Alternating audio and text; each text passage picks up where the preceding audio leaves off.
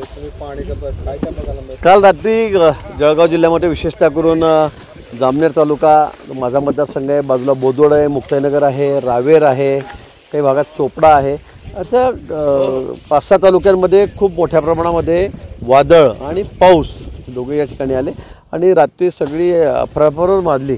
अनेक घरांवरचे पत्रे आपण बघितलं असेल तर ग्रामीण भागामध्ये पत्र आहे, त्याच्यावर दगड ठेवलेले असतात, ते सगळे पत्र बहुतांशी काही गावामधले उडालेले आहेत। काही ठिकाणी सगळ्या भिंती पडलेल्या आहेत, झाडं पडून घरांचं नुकसान झालं आहे, त्याचबरोबर जनावरांसुद्धा जखमी झालेले आहेत पत्रांनी लागल्यामुळे। परंतु सुदैवाने जीवितहानी कुठे त्या ठिकाणी झालेली नाही।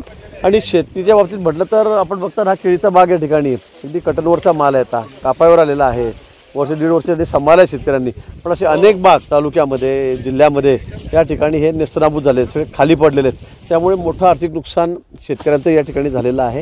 आणि म्हणून आज मी सकाळीच मुंबईत आलो आणि सकाळपासून सगळा दौरा करतो आहे। आता इथून पुढे बोदवड मुक्ताईनगर त्या तालुक्यात जातो आहे। जिल्हाधिकारी आहेत, तहसीलदार आहेत, प्रांत आहेत, सगळेच कामाला लागलेले आहेत, कृषी अधिकारी आहेत आणि सर्व आम्ही पंचनामे करण्याचे आदेश या ठिकाणी दिलेले आहेत।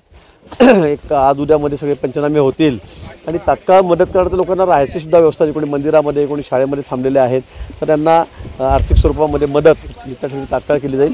ज्यांचा विमा आहे त्यांना तर पैसे मिळतील, पण विमा नाही, कारण आता आजकाल तापमान आहे त्यांनी तर म्हणजे उच्चांकच केलेला आहे।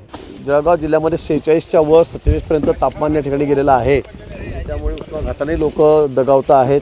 त्यामुळे सर्वांनी याची काळजी घ्यावी, शक्यतोवर कामाशिवाय आता कोणी बाहेर पडू नये आणि कानाला बांधूनच काहीतरी रुमाल वगैरे बाहेर पडावं।